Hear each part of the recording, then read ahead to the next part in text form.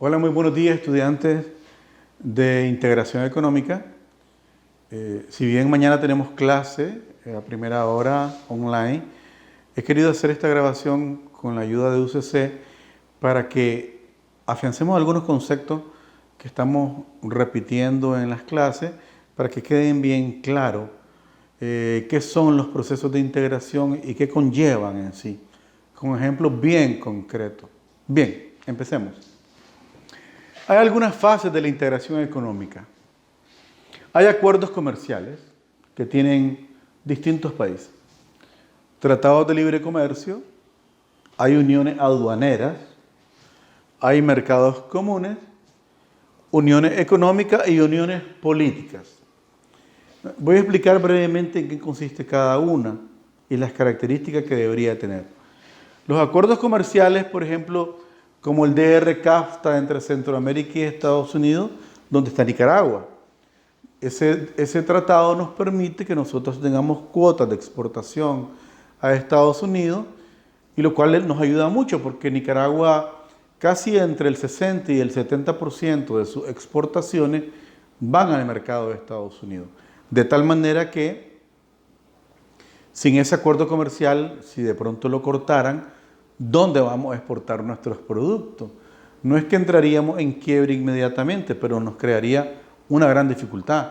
¿Dónde vamos a colocar los productos que exportamos? Tendríamos muchas dificultades al inicio. Por tanto, hay acuerdos comerciales, ¿sí? En este caso el de Centroamérica, República Dominicana con Estados Unidos, que es el DR-CAFTA. Se los he puesto en el aula virtual, tienen que estudiarlo, leerlo, hacer un mapa conceptual de los principales puntos de ese acuerdo, para que veamos en qué nos beneficia ese acuerdo comercial, para que sepamos qué es lo que podemos mejorar también de ese acuerdo.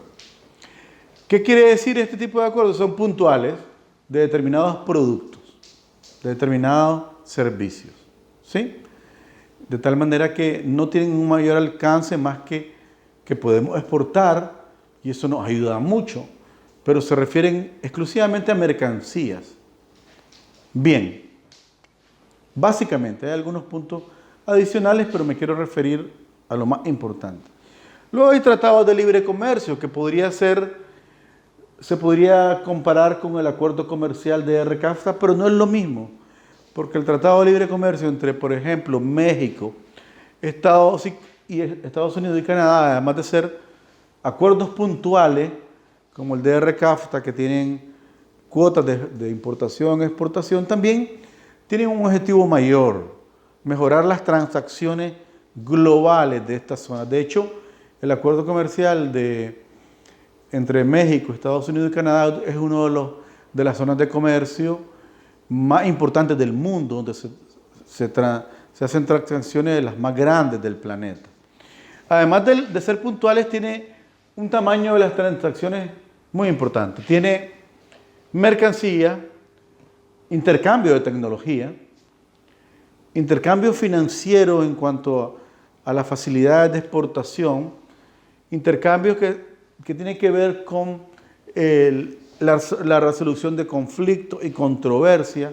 De hecho, hace poco, este tratado de libre comercio México, Estados Unidos y Canadá se acaba de renegociar, mediante el cual, pues, en algunos aspectos México mejoró su posición, en otros aspectos la mejoró Estados Unidos y en otros aspectos la mejoró Canadá, y algunos empeoraron su posición en otros aspectos, igual Estados Unidos y Canadá, de tal manera de lograr una sinergia donde todos ganen y menos pierdan. Es la famosa teoría de juego, ganar, ganar.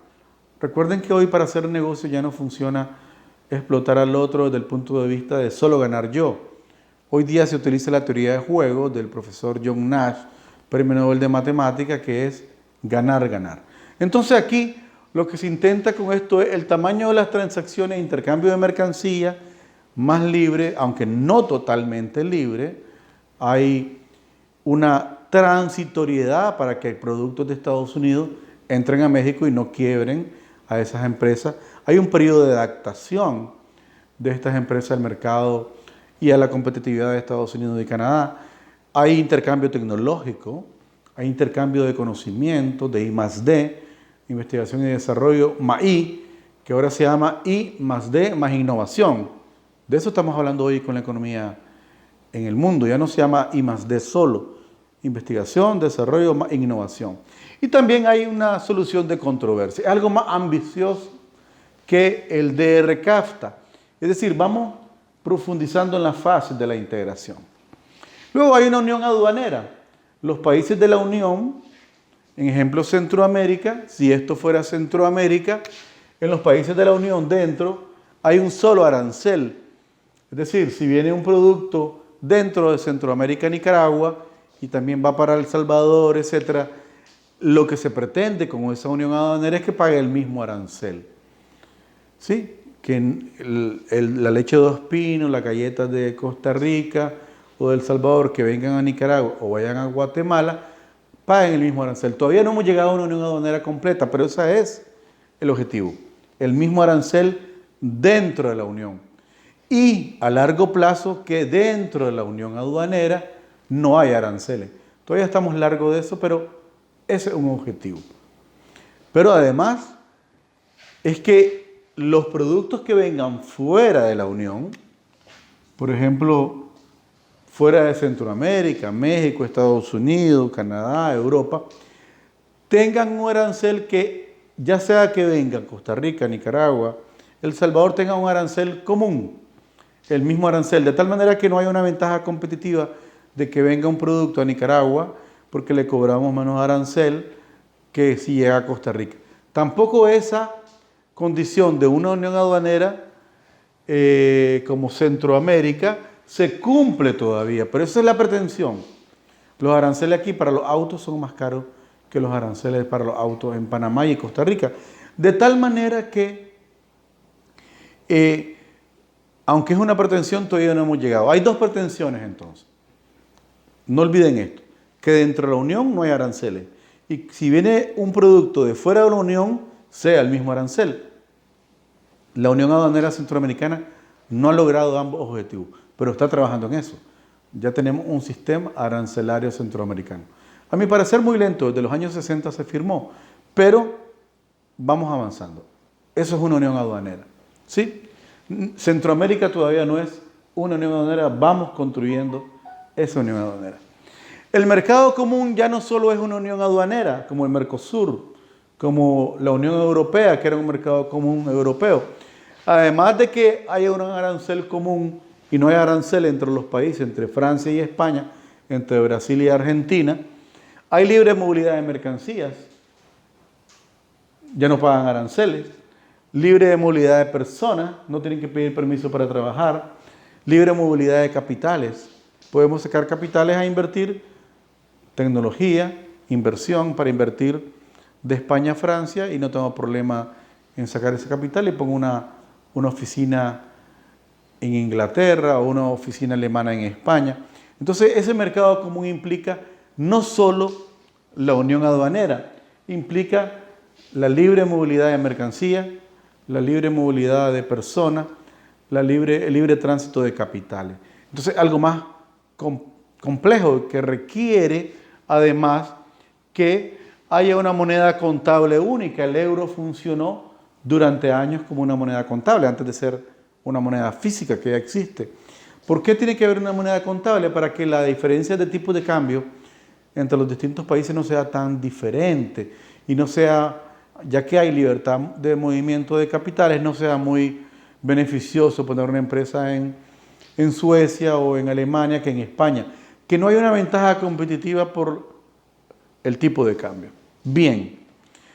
Y por supuesto, también en los mercados comunes tiene que haber una igual fiscalización o similar, lo que los economistas llamamos una armonización fiscal, una armonización monetaria, los productos monetarios, el costo del dinero, una armonización en los impuestos sobre la renta. No puede ser que una empresa le cobre el 25% sobre la renta en España y en Alemania le cobren el 18%. Por tanto, las empresas se van a ir a Alemania, no se van a quedar en España. Tiene que haber una armonización fiscal. Igual de subsidios, porque También la economía subsidia. Aquí se subsidia el transporte público, pagamos 2.50.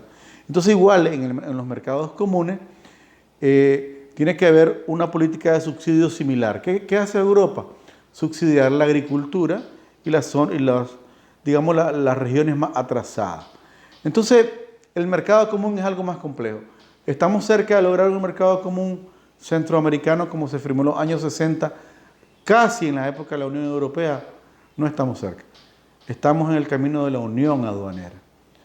El mercado común sería algo muy grandioso para nuestros países, pero estamos lejos técnicamente.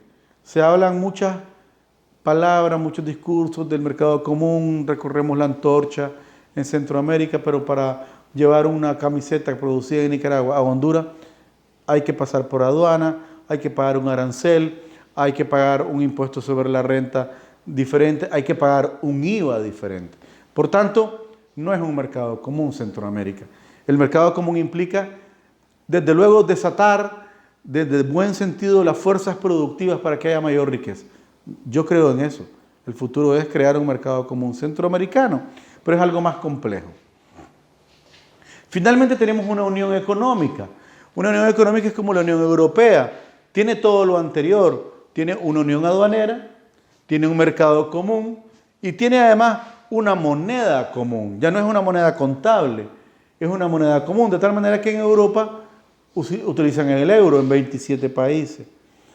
Es una moneda común. Hay un único banco que emite la moneda, el Bundesbank alemán. Siguen siendo 27 estados, pero tienen una moneda común, libre movilidad de mercancías, de personas, de capitales, una unión aduanera. Es algo más completo. Es una unión económica. Por tanto, el desarrollo de una unión económica es mucho más posible, más factible que el de una unión aduanera, mucho más factible que un acuerdos comerciales. Por eso en estas etapas de integración la meta debería ser tener una unión económica, y una unión política es lo último, lo deseable. Es que, por ejemplo, Estados Unidos es una unión política. Ya no solo es una moneda común, un mercado común, una unión aduanera, es que además se elige a un solo presidente de Estados Unidos. En Europa no se elige un presidente de Estados Unidos, de Europa, se elige un presidente en cada país. Entonces, la unión económica y política implica hacia eso a Europa, hacia una unión económica que ya es a una unión política, de tal manera que Europa, si todo sigue bien y no se complica, probablemente tenga un presidente europeo. Una sola unidad recaudadora de impuestos. En cambio, ahorita tiene 27 oficinas recaudadoras de impuestos. Entonces, estimados amigos, estimados alumnos, las fases de la integración económica son apasionantes. Me interesa que ustedes las conozcan, me interesa que ustedes se empapen de ellas, porque ustedes son el futuro, ustedes van a estar en eso. Ustedes van a negociar la integración de Nicaragua, ya no solo como unión aduanera, como mercado común centroamericano, como mercado común haciendo acuerdos con otros mercados comunes, como una unión económica centroamericana. Y por qué no el sueño de cuando Centroamérica se independizó de España, era un solo país. ¿Por qué no una unión económica y política? Desde luego todo apunta a eso y el futuro tenemos que ir hacia eso. ¿Por qué? Por un dato muy simple y con esto termino.